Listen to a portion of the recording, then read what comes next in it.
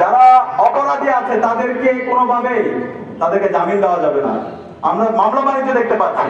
অন্তর্বর্তীকালীন সরকারের স্বরাষ্ট্র বিষয়ক মন্ত্রণালয়ের যিনি প্রধান উপদেষ্টা বিশেষ সহকারী খোদা বক্স এবং জাহাঙ্গীর, তারা এখন পর্যন্ত পদত্যাগ করে নাই। তারা আমরা গতকাল অবাক হয়েছি, প্রধান উপদেষ্টা তিনি বক্তব্য দিয়েছেন, চমৎকার বক্তব্য দিয়েছেন, কিন্তু বিচারের পক্ষে তিনি একটা কথা বলেন নাই। জাতির জন্য লজ্জা।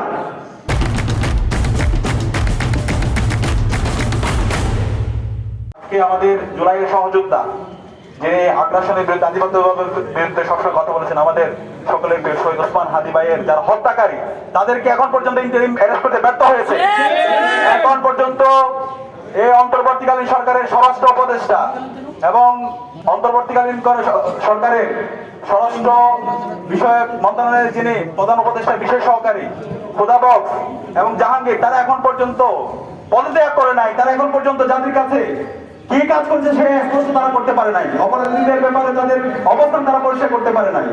আমরা ঢাকা বিশ্ববিদ্যালয় কেন্দ্রীয় ছাত্র সংসদ ডাকসুর পক্ষ থেকে এবং পুরো ছাত্র সমাজের পক্ষ থেকে তাদেরকে অনুরোধ করছি, আপনারা পদত্যাগ করেন। আপনাদের আর এই জায়গায় অবস্থান করে আপনাদের নৈতিক অধিকার নাই। একই সাথে আইন উপদেষ্টা এবং পররাষ্ট্র উপদেষ্টা, আপনাদেরকে আমরা বলেছিলাম এই খুনি হাসিনা এবং তার দোষরদেরকে যারা দিল্লিতে পালাইছে তাদেরকে দেশে এনে তাদেরকে বিচার আওতায় নিয়ে আসতে হবে। একই সাথে এই যে সারা দেশে আজকে আমরা দেখতে পাচ্ছি অপরাধীদেরকে ধরা হয়, এরপর তাদেরকে ছেড়ে দেওয়া হয়, তাদেরকে বিভিন্ন ধরনের তদবির করা হচ্ছে। এই আইন উপদেষ্টা তাকে অবস্থান পরিষ্কার করতে হবে। যারা অপরাধী আছে তাদেরকে কোনোভাবে তাদেরকে জামিন দেওয়া যাবে না। আমরা মামলা বাণিজ্য দেখতে পাচ্ছি, আমরা আইনজীবীদের দেখতে পাচ্ছি, তারা বিভিন্নভাবে বিভিন্ন টাকা পয়সা লেনদেন মাধ্যমে অপরাধীদের পক্ষে তারা লড়ছে। সুতরাং এই ধরনের যারা কাজ করবেন আমরা তাদেরকে রাজনৈতিকভাবে এবং সামাজিকভাবে আমরা বয়কট করবো।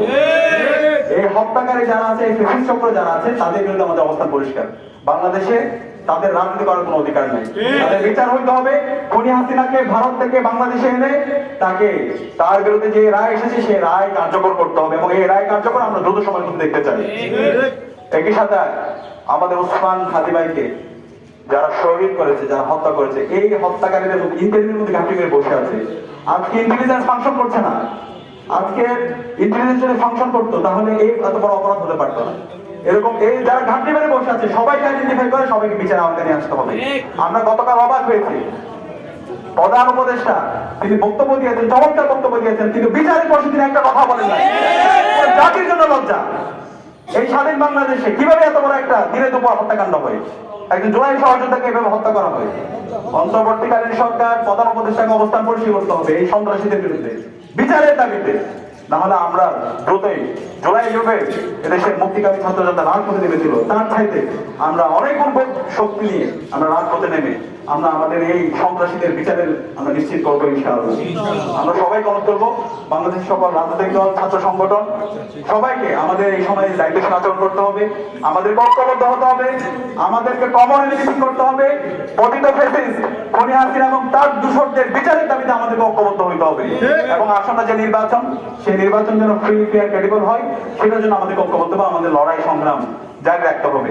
আমরা আশা রাখছি আমরা জুলাই যেভাবে ঐক্যবদ্ধ হয়েছিলাম এই নতুন বাংলাদেশে ইনসাফ কায়েম করার জন্য এবং সবার অধিকার নিশ্চিত করার জন্য আমরা একসাথে আমাদের লড়াই জারি রাখবো এবং এর মাধ্যমে আমরা এই বাংলাদেশে ইনসাফ এবং শহীদের আকাঙ্ক্ষাকে আমরা বাস্তবায়ন করবো। আজকের আয়োজনে উপস্থিত হওয়ার জন্য সবাইকে অসংখ্য ধন্যবাদ। সাংবাদিক বন্ধুদেরকে ধন্যবাদ জানিয়ে আমি আমার কথা শেষ করি।